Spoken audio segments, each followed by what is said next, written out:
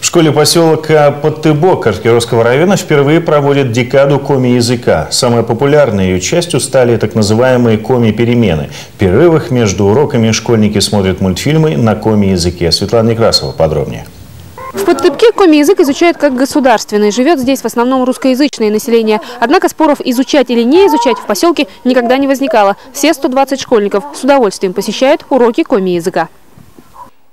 На вопрос, почему здешним детям интересно изучать коми-язык, педагоги лишь пожимают плечами. Возможно, дело в красивых учебниках, талантливых учителях или современных технологиях. Сейчас вот у нас поступила полная комплектация АРМ называется, автоматическое рабочее место учителя. По коми-языку полностью оснащен.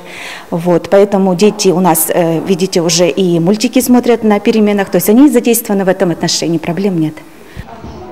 Новая аппаратура вдохновила педагогов на новые идеи. Так, например, родилась мысль провести декаду коми-языка. У нас в школе каждый год проводят декады по каким-либо предметам. И вот в этом году мы решили провести декаду коми-языка. Мы устраиваем викторины, делаем презентации, слушаем коми-песни и смотрим коми-мультфильмы. Особенно детям понравились мультфильмы на коми-языке. Класс, в котором их показывают во время перемен, переполнен малышами. Школьники постарше за происходящим на экране наблюдают из коридора. Войти-то как-то стыдно, вроде взрослые уже, а посмотреть все-таки хочется. Кстати, сами ребята отмечают, мультфильмы неплохо помогают в изучении коми-языка. Хотя и без них зарянский изучать интересно. Родной язык, как бы, интересный, легкий для изучения. Мне кажется, что и коми, и русский надо изучать.